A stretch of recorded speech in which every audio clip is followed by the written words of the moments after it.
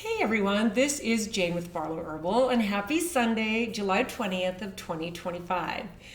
Now, the mellow feeling that I described in last week's video has continued through this week. In fact, if anything, it is utterly deepened.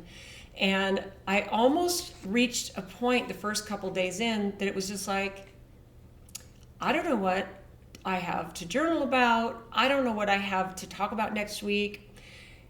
We'll see if anything pops in. We'll see if I even do a video next week, which would be today's video. And then as I just let myself feel into that continuous, beautiful, it's not just a mellow, but you realize it's just a being. You just get to be, and you don't feel the need to fix anything or fix anyone or stress about anything. And I'm not saying, don't take action and don't keep doing all the things, but you just don't feel the pressure or the stress or the anxiety to change things like how you used to feel. So I finally opened my journal about, I think it was Wednesday, and I just thought, okay, I'm just going to sit with it for a minute. And then what happened is then I wrote a ton. Then I have a ton of stuff that just kind of came out, and I don't even have a title or a thought process for this week's video. And so we'll see what comes out and what I end up titling it, because I really don't know at this point. It's just kind of a bunch of random stuff that I feel like, as a person who's lived through 6.5 decades of unprecedented change for humanity, especially if you think about, the year I was born, which is 1961, I have seen exponential changes in just technology alone. You think about, we had a party line on our phone growing up in rural Idaho. We shared the line with other people on our street. And sometimes you couldn't use the phone when you needed it. And, so I watched that happen. I watched answering machines happen. I remember as a young mother, my kids are now in their 40s, but as a young mother, I saved and saved and saved so that I could buy my first video camera. And it was a great big camera that looked like what they use in the movies now. And the cartridge that it held was a VHS. And if you're of a younger generation and you have no idea what that is, then it just is just a small example of being here throughout the fast technology changes, and even way, way, way prior to the internet. That was, in a way, it's a gift. And it's not in a way, it's one of the most beautiful gifts. And here's what I think. I think what's starting to happen is the younger generations are realizing that while technology is a really beautiful thing because it keeps us connected, it keeps us informed, we need to be strategic about it because it's taking us away from our humanness. And that, to me, is one of the biggest things that I believe many of us in my generation can impart to younger generations, especially the generation that's kind of caught in the middle of where I am, and then the very youngest people now who are realizing, I don't really want to be a slave to technology. I want to connect with someone in person. I want to, I don't want to just be staring at my phone. And there are people from all age groups that do that. I know people my age who won't get off their phones, and it's a literal horrible addiction. So I'm going to go into this because while the first of the week I really kind of had nothing to share, then I opened my journal. I think it was on Wednesday, and it just started pouring out. So here's what I wrote to begin the very beginning of the week, or on Wednesday. Here we are in the middle of 2025. A huge percentage of humanity has been awakened for the first time. From my perspective and my understanding of the collective rise in consciousness, we are witnessing changes that the human species has never seen, okay? And it's something that many people are feeling, and it's a profound shift in human consciousness. And it's not just on an individual, a local, a country level. This is on a global level. And because of technology and because of our connectedness, we can witness this global shift because of the connectivity that we have, okay? So from the perspective of someone who's lived through several, I would call them transformative decades, okay? From my perspective, this feels very validating and it does feel very unprecedented. And it might be that we've experienced this as other, like the Atlanteans or the Lemurians, or other cultures that have now, they're not around because there's a cycle happening. But from my perspective, this feels like it's something that can change the game for humanity in a really beautiful way. And what dropped in for me as I started writing this felt a little odd, because you never like to admit, at a certain point you have to, but you never like to admit that you're getting older, right? Look what we do to fight it, all this stuff people inject into their bodies and all the things that we do that are unnatural. And I really reached a point where I love so much the wisdom that I get to impart, that you just reach a point where you can hopefully embrace it. I do, it's interesting because I have some friends who have, for probably a decade now, been doing some unnatural things to their faces or their bodies, and it's just kind of like, oh my goodness. I respect everyone's journey for sure, but I just think that there's something really amazing about the naturally aging human that carries a quiet wisdom. So let's see. So here's what I wrote, because to me this feels like me being able to impart some wisdom. Okay, so more people are becoming aware of their own thoughts, their own patterns, their own emotions, and their own conditioned beliefs. If you think about even just the religious beliefs, that alone. And this can be a really hard one for people to let go of. And I'm not talking about spirituality or rise in consciousness, that divine spark of pure love and consciousness that we are part of the whole, we're a part of the Creator. I'm not talking about that type, but the conditioned programming that makes us feel unworthy, that keeps us in a place of shame and guilt and all of that. And like I've said before, I grew up in a religion where this was our one lifetime, where we had a chance to either screw it up bad and end in a bad place after we die, or do it right, stay, do all the stuff that's expected of us throughout these, religious constructs, and then it's a one and done. And that was, that stopped resonating with me actually as a teenager, but I was not really able to release that until I was in my early 30s. And then it was just simply a releasing. I was not angry, I was not upset, I was just kind of like, oh, that doesn't resonate with me anymore. So that's a big part of it, because this, for me, what all of this is like an inner awakening. So that to me is the very first thing that happens, is you wake up yourself, and and for me, I never tried to talk any of my other siblings out of the religion. I have really over the years tried to kind of push my things that I found on other people because I wanted to wake them up. And I've now realized that that's not the way to do it. The way to do it is just to set a pure example, and you live and breathe. In fact, I will tell you this week, with this deep mellow feeling that just still is even now just hovering over me in a beautiful way. I have been in a few social situations this week where even recently I would have acted or spoken things differently than I feel right now.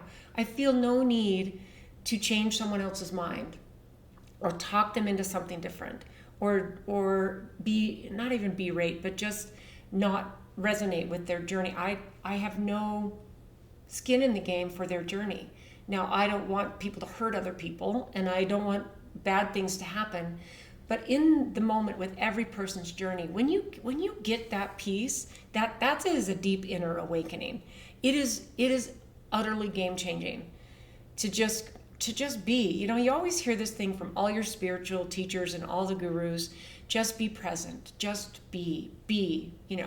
And then, unless you really experience what it feels like to do that, it just sounds like a lovely concept that you think you're doing it. Until you really experience it, it's almost like holy crap. This is awesome. And when you experience that, it's almost like when you learn a truth, it's almost impossible to deny it. So when you experience that utter being, you really don't. Why would you want to live any other way? In fact, a couple of the things that I thought about this week were there is no past and there is no future. All there is now. And you can think about that is, look at how we have always been, all the psychologists and psychiatrists and all the people trying to go back and heal our childhood and heal all this stuff. And I'm not saying those are bad things, but I'm saying if you let the present moment be dictated by what happened to you in the past and what might happen to you in the future, you're not living. All you have is today. Yesterday, all you had was yesterday. Tomorrow, all you have is that day.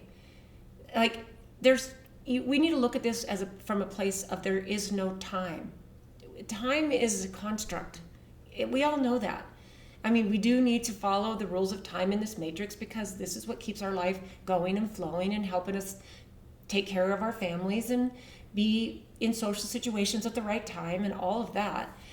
But if you look at it as this is the only day I have and tomorrow is the only day I will have, this is a huge part of an inner awakening. That when that drops into you, it's really, really amazing. So what's happening is people are becoming aware and more. The inner awakening to me is pretty stunning, and then the people who don't see it is equally as stunning to me. But I also realize it's not my job to change someone else's journey. That's not my job. I can raise my own frequency and I can affect the collective and maybe help someone else simply by my energy and my being change their trajectory to maybe a higher timeline. Okay, so let's see. People are realizing that. Let's see. What did I write here? People are realizing that we're not just our minds or even our bodies, but we're something. We are something. We are part of something that's more connected. Okay, we're not just our mind. We are not just these bodies. We have been trained and conditioned to believe that this is what makes us. I know people, not very many at this point, because I really am strategic about who I surround myself with. But I know people who believe that this is all there is, and when they die, that's it. It's really odd to talk to people like that because those people are so rare these days. You just kind of, it makes me curious about what have they been exposed to that has completely calcified their pineal gland, first of all, which we know those things are like aluminum, glyphosate, Wi-Fi. There are things that have calcified our connection to our higher self. Think about even alcohol. Alcohol, it numbs you, and it's such a weird thing that we celebrate and we give ourselves poison. Like it's bizarre. There's some things that happen that are bizarre. Okay, so we're realizing that we're not just our mind or our body, that we are connected to a greater whole. Many of us, we're here to remember, and that's it. So I hope this doesn't take too long because I am still on the first page of my journal. Okay. So the second piece of this is that there is a collective awareness. So aren't you so happy when you find someone that you can just resonate with their spirit, with their soul, and it's not just a feeling. There is something that you just kind of go, oh, there you are. I have a very dear friend who, we say to each other all the time, we're so glad we found each other in this life, because there are billions of people here, and even in the cities or wherever you live, I believe that you become in each other's awareness if you're supposed to connect in this lifetime. And I have one really dear friend who I know for a fact that this you were supposed to be in my life, and then I have several others that are kind of on the periphery of that, and it's really cool. So there is a collective awareness. The old systems like economic, political, religious, social, they're all being questioned. And not just that, I believe that many of them are being dismantled. And for me, this is gives you something to celebrate. It's not anything to be afraid of. It's not anything to be, people look at the state of the world and they think it's horrible. It's the worst time to be alive. And I don't agree with that. I personally think it's the best time to be alive, especially if you tap in and you tune into that energy and that frequency, right? We used to be accepted, or we used to accept things exactly as they are. Like we used to just think we couldn't change it, okay? And for me, what I found is that there's a lot of things that are no longer tolerable for me. There's things I agreed to meet somebody this week, and it was someone who I knew, and that we hadn't connected for a long time, and I agreed to meet them for coffee, and it was low vibe, and I was like, okay, this is why I don't do this. And it wasn't that this person was a bad person. This was a person who was a long time friend, and we just hadn't seen each other for a long time. And so she reached out and we connected, and it was like, wow, this is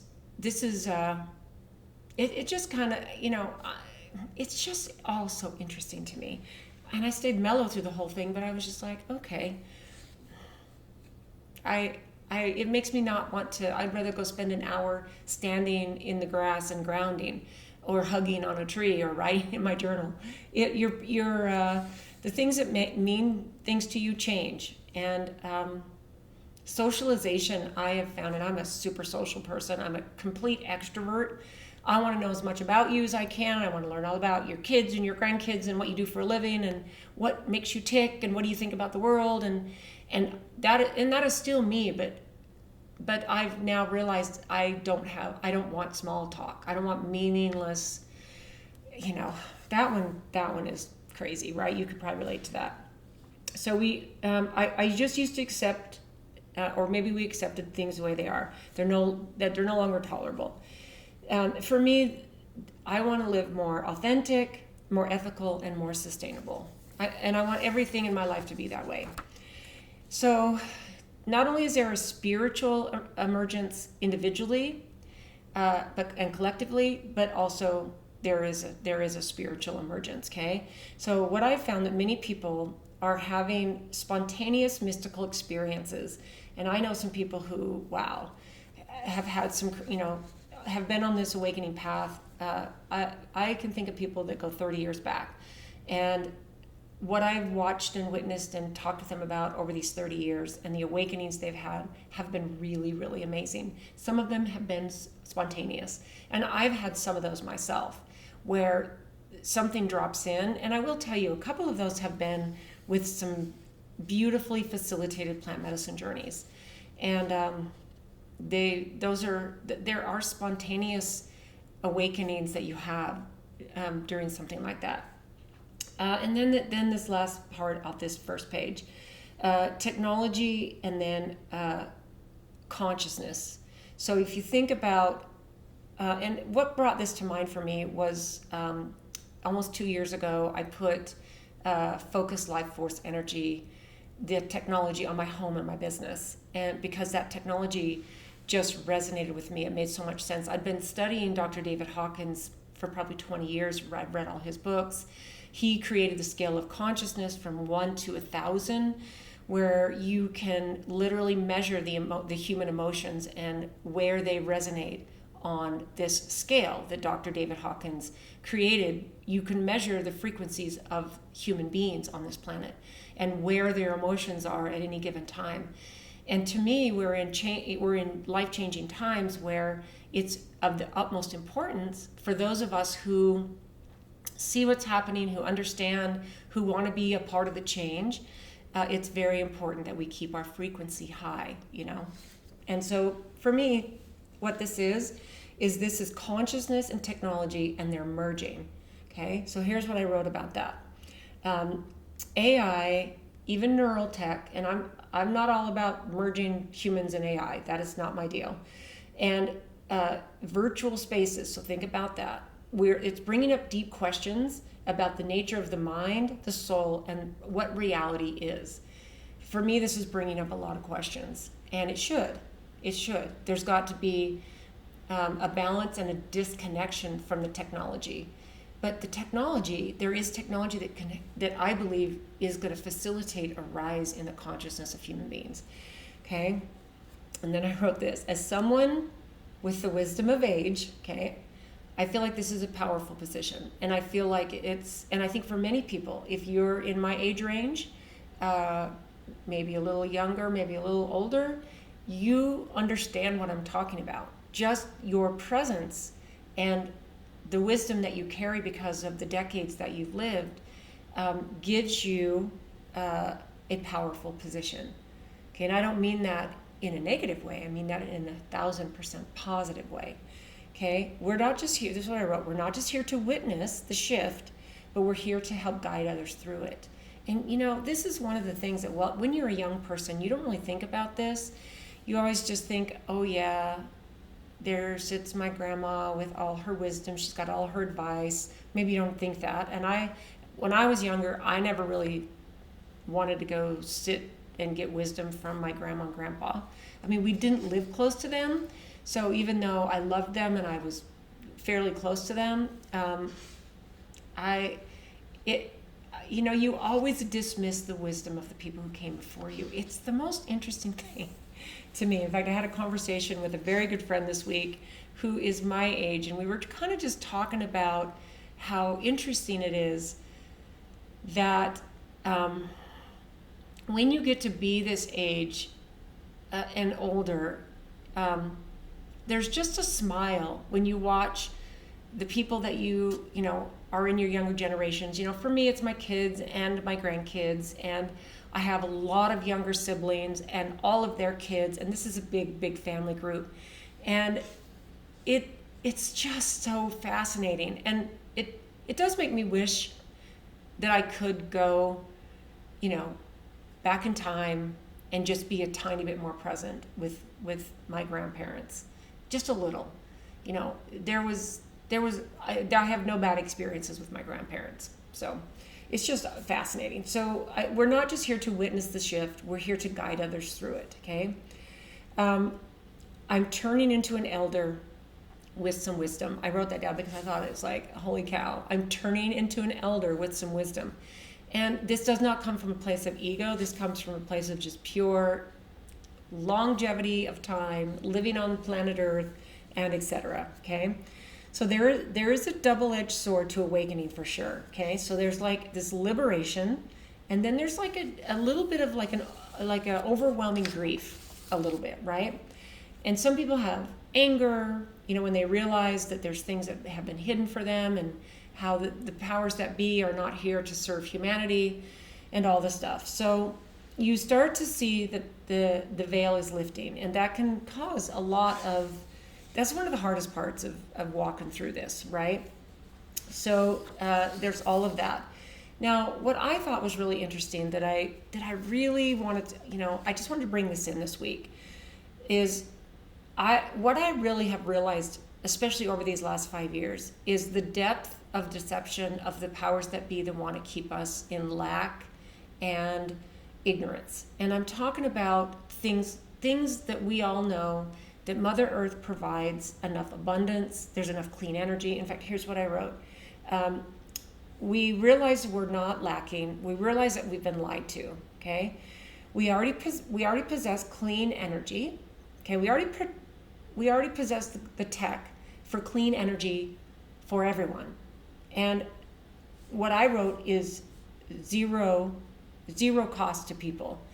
You look at the people who their ideas have been suppressed, or maybe their lives were taken early because they brought out technology that would provide the basic human needs like warmth and coolness, a roof over your head, clean running water, all of these things. They're already there. They're already there for us, and they've been suppressed. Okay, and then also think about the land, the soil, how even just think about all the grass, even in just America, North America, how many, and I have a little bit of grass in my front yard that is very important to my husband. And honestly, when we have a family gathering, the kids are running all over the yard and all over the grass, but I think we still have too much grass.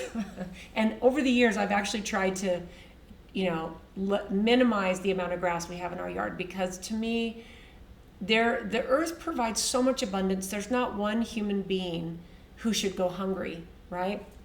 Water purification, okay? We have systems that could end the scarcity today.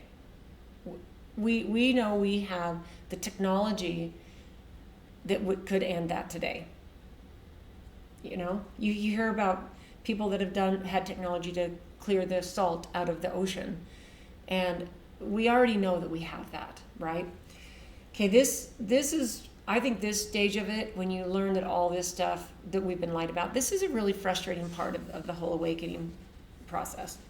So then I think the deepest part of when we become in this phase of awakening is that we realize we're not broken, and we're not beings in need of being saved. And many of you who have been kind of on this path and maybe watch and listen to some of the same things I do, you realize that we don't, people have been saying, no one is coming to save us. There's not going to be an entity, there's not going to be a government, there's not going to be a political figure, there's not going to be someone that's going to come in and save us. And that is probably the hardest truth. To me, that's a core of a very difficult part of awakening. But to me, that's where the nugget of beauty lies. That is where the real truth and the real amazingness of the whole process comes in, okay? So here's what we realize. We're divine sparks of pure unconditional love. We are conscious creators, okay? We are conscious creators. We're here to create, experience, and just be. And when all the other BS flows away, then you can do that, okay? And also, I believe that we are multidimensional beings. I believe that, think about all the people who do transcendental meditation and they awaken their Kundalini energy. There's a lot of work that I could still do. And, you hear about people who can do astral travel and can do out-of-body experiences at will. And, we are multidimensional beings. And we have so stomped on that part of us and let all these systems condition us into thinking we're different. It's just so fascinating to me. So this is the thing. This doesn't come from us having like an intellectual study of the whole thing. Sometimes it might. And I love people like Dr. Joseph Campbell. He's a consciousness physicist who's an amazing person. He wrote many books, but a trilogy of books called My Big Toe, which is my big theory of everything. And he is very much an intellectual, but he studies consciousness, and it's beautiful. So this is more than just intellectual. This is more like a direct experience through things like meditation, altered states, spiritual practice. And I do believe that even though it's the roughest part, I think that trauma is a piece that cracks us open to remembering, okay? That's the roughest piece. And then we get to decide, are we gonna let that define us and keep us in victim mentality, or are we gonna let that help us just remember who we are? And there's so many beautiful tools that are really starting to be more accepted and more mainstream, and I think we need to pay attention to them. And some of them really are in the psychedelic space. But there's we need to be careful not to let them get opted by or co-opted by the current medical system or the government trying to realize, oh, there's all these people who are wanting this and we're going to make it so they have to go through our systems. We're really in an interesting place, you guys. I also believe that there's a component which kind of drops into me sometimes, that we're not alone, and that there are galactic entities out there. I think it's very egotistical for human beings to think that we're the only ones here in this whole universe, the whole endless, limitless universe. In fact, there was some The world's strongest telescope just found something way out with what they were able to see was just this past week. Like millions of galaxies they can actually see. And so I think it's a little bit mind-blowing to really comprehend the limitlessness that is the universe. And so, there's a really cool thing about learning about the galaxies and the different beings and all that might be out there, right? And then there's the emotional part of awakening, okay? This is the stage thing, and I've talked about this many times, but I think it's always really important to kind of go through this again really quickly. So there's excitement to begin with, because then you're like, first you're like, oh my gosh, I was awake, I was asleep, and now I'm awake. This is exciting. Okay, that's the first part. Then there's almost a grief part, like, oh my gosh, how did we let this happen? And there's like a deep grief, right? Then there's what I find is there's anger. Then you get pissed off. You're just like, this is not right. This is against human beings. This is against our consciousness. This is against everything that makes us these human beings who just want love. We want connection. We want our family. We want to be. There's this anger, right? Then there becomes a moment of empowerment. And this is what I found. I choose a new timeline and I live in truth. This is a beautiful place to be, because when you land on that, when you go through the phases of excitement, you have grief, you have anger, you drop into empowerment where you go, okay, I see it. All right. It's part of the path I'm walking on, and now I'm going to walk on a higher timeline. That is such a beautiful place to be.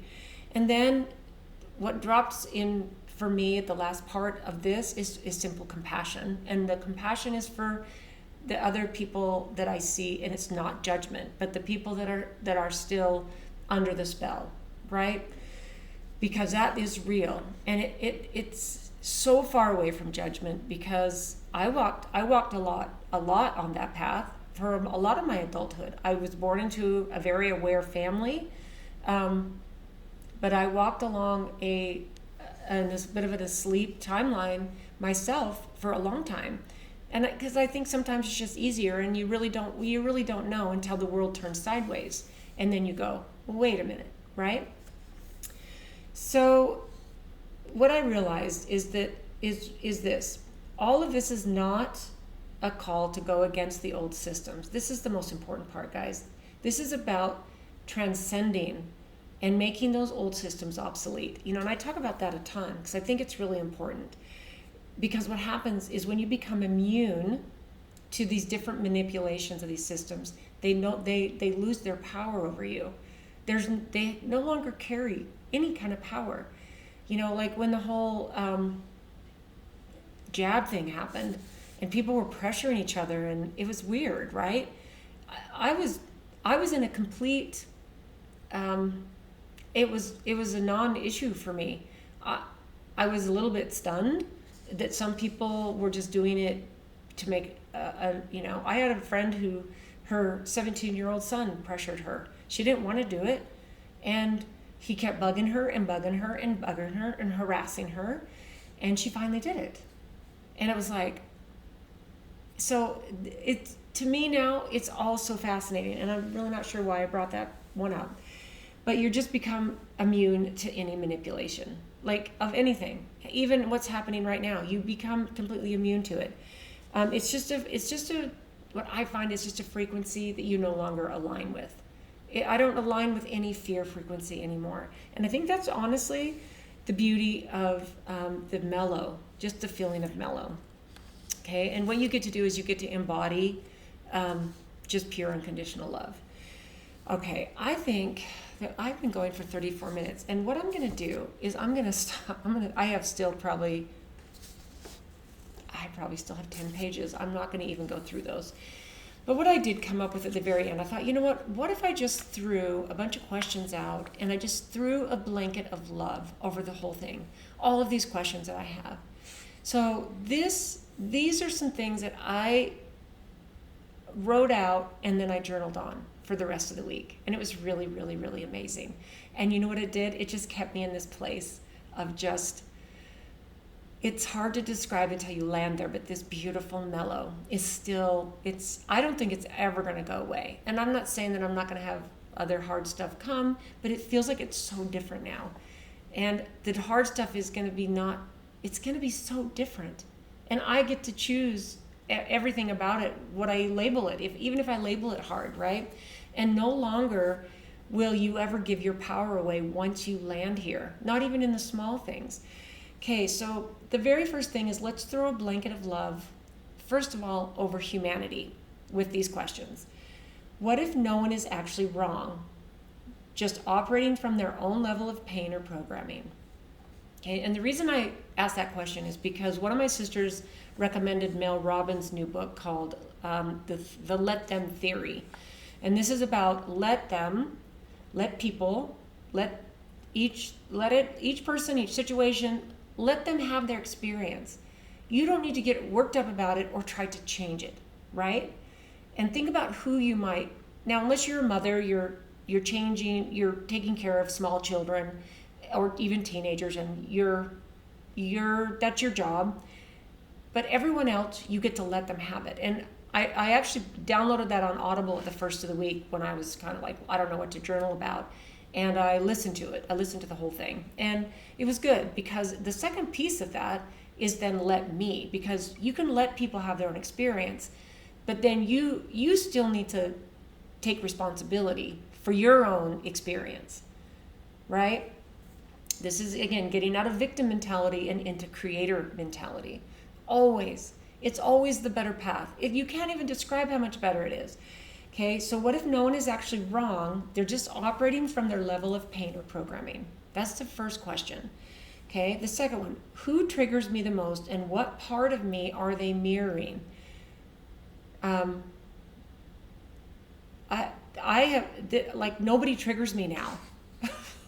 And I hope this stays. I hope this piece of me stays around. I don't see why it wouldn't, because I'm so aware of it now. If I dropped the us versus them narrative, what would I be left with? Good one, right? Can I love humanity while holding it accountable? I still want to hold accountable the people who hurt kids and hurt other people. I want to hold people accountable, and I'm not talking about from a judgmental place, but the people who hurt our soils and spray things in the air we breathe. You know, can I love them? Can I love humanity while holding it accountable? That's a really good question to ask yourself. And then this, what part of humanity have I judged that I've also participated in? That's a good one, right? So now let's move on to love for the earth and all of her systems. I mean, think about this beautiful planet. And Mother Earth will always be able to take care of herself. And a lot of times it will come at the expense of human beings, and it always has. You think about all the natural disasters, you think about the man-made disasters. Mother Earth, she survives this, always, and she always has. And it will be, at the expense of maybe not just human beings on a regional or individual level here and there, but even as a collective species, we might be just taking ourselves down the road to extinction. It's I'm not a doomsayer or doomsdayer, and I actually don't really believe that's going to happen. But it's interesting to me. So here's some questions to ask yourself. Do I truly want the system to change, or do I want to be right about how broken it is? We have this ego, this like, see, I told you I was right. And we keep confirming. We watch things that confirm our worldview over and over and over, instead of just being part of the change. Be the change. That's like, we've heard that forever, right? Now this question, what hidden part of me benefits from the way things are? That is a killer question, you guys. What part of your life benefits from the way the systems are? I mean, whoa, right? I mean, I really think about all the things that have happened, the different professions people are in, and when they learn certain truths, oh my gosh, how do they stop doing their profession? Because that provides for their family, and that provides a roof over their head, and that provides food for them to eat. And do they just kind of deny it or do the best they can? Or maybe, I mean, that is a crazy good question. That is a crazy good question. And then this, if I had the power to rebuild one system from scratch, what would it feel like? Not just how would it function, but what would it feel like? What one thing could you change, and how would it feel? What would it feel like? So I maybe take that with where you are, what you do. What is it that you do in this life that walks you through the world, makes you happy, is your passion? Maybe it's your work. For most of us, I think it's probably what we do to earn a living. And then for many people, it's what makes you creative, and what do you bring out to the world? That one is really good. Am I waiting for the system to collapse, or am I building what comes after? I know so many people who are in full-on building mode. And I also know people who are just waiting for it to collapse because they see that it's going to collapse. This is where you have to be a part of the building in whatever little way you can. It doesn't matter what it is. And it might even be something as simple and as beautiful as cleaning all the crap out of your house that no longer serves you, where you get to create a space that raises the consciousness of the people that come into your home. That one right there, I did a whole video on cleaning out the clutter, because to me, that alone can raise your consciousness. And that's part of building. That is building. So it does not matter what it is, okay? And then this question, where do I still outsource my authority to broken systems, and why? Why do I still outsource my own authority to a broken system? This part can be very, very difficult. Like for me, I don't go to the regular doctor, to the medical system. I have a small handful of people that I'm so grateful to be connected with that are natural healers, naturopaths, acupuncturists, a doctor of osteopathy. I actively search, and I'm lucky and so blessed that I'm in a situation and in a position with what I do that we attract each other. And so this is where the personal responsibility comes in really, really hardcore, okay? Where do I still outsource my authority to broken systems, and why? This one is easier said than done, way easier.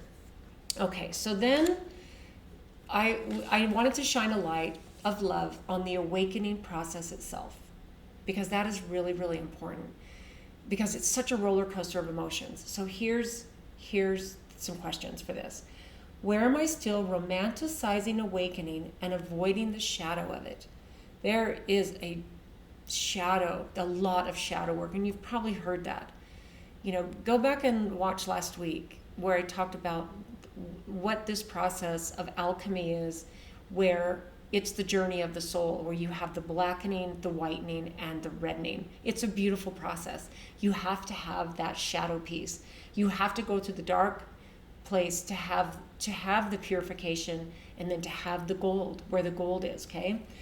So where are you romanticizing the awakening and avoiding the shadow of it?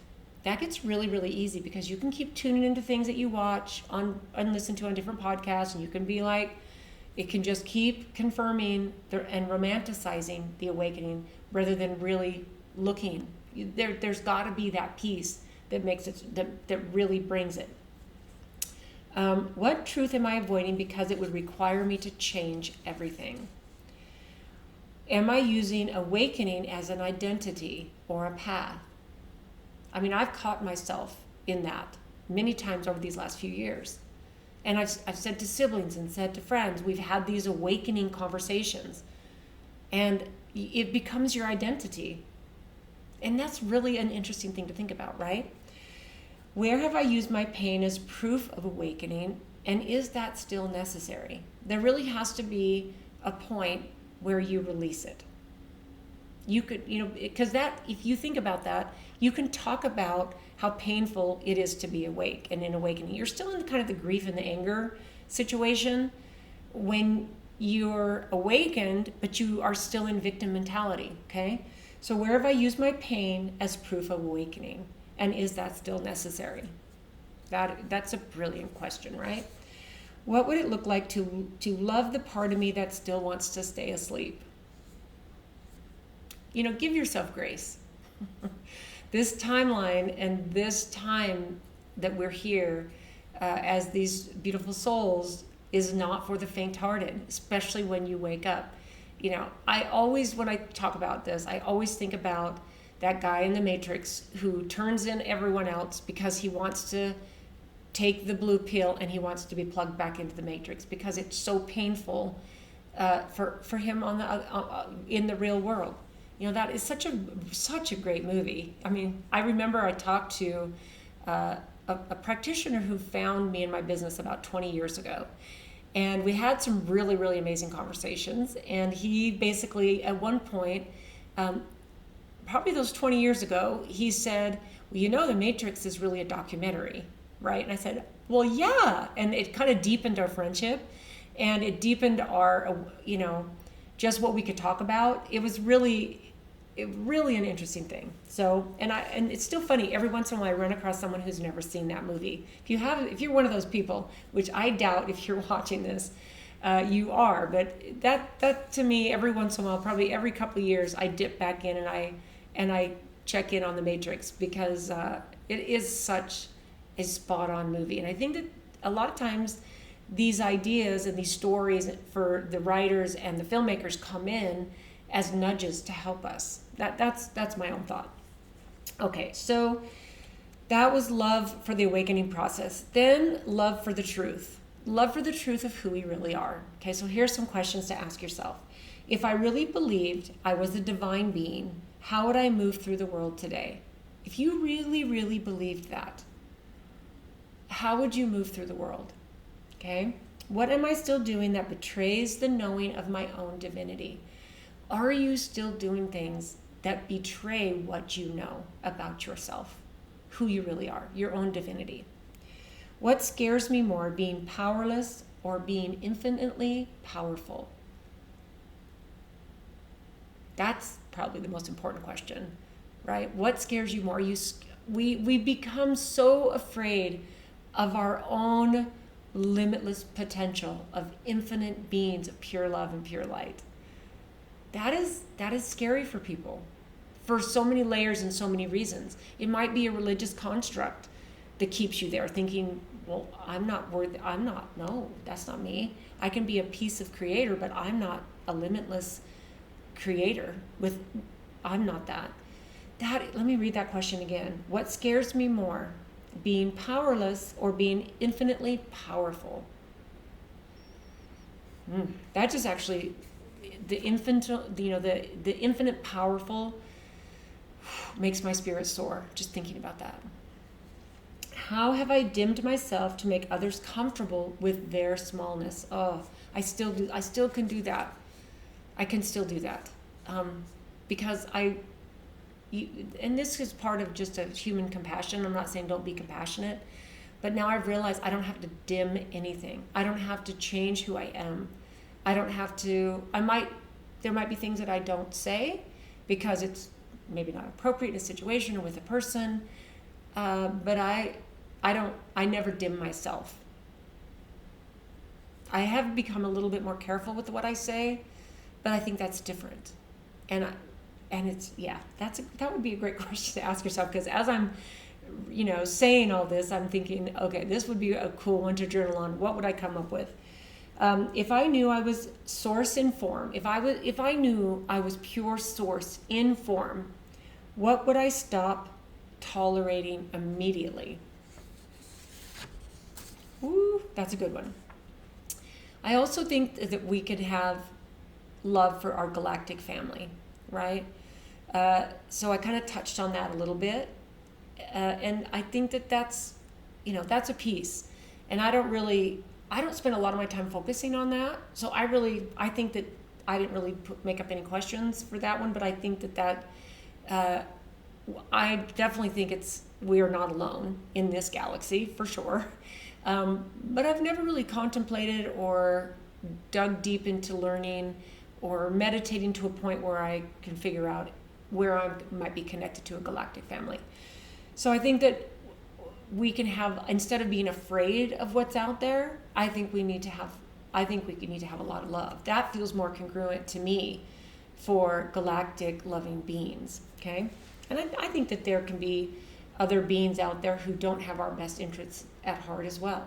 I think that might be partly why we're kind of in the mess we're in, right? Temporarily. We're on a new timeline. And then the last piece of this is where I'm going to finish it. Love for yourself. Okay, so here's some questions. Because if we're going to really throw a blanket of love over this whole conversation, this is where it needs to end. And this is where it needs to land, is love for yourself. Okay, so ask yourself these very, very, very important questions. What would change if I stopped trying to heal and started trying to remember? What would change? We get so caught in trying to heal all the trauma, all the drama, even our physical body. And we might have gotten ourselves to a point where our physical body is breaking down. And now you always hear that saying, the youth is wasted on the young because they don't, we spend all of our youth and all of our vitality trying to make money and buying stuff and being a consumer and caught in materialism. And we don't pay attention to this physical vessel. And then we spend all of our wealth and all of our time trying to heal our physical body.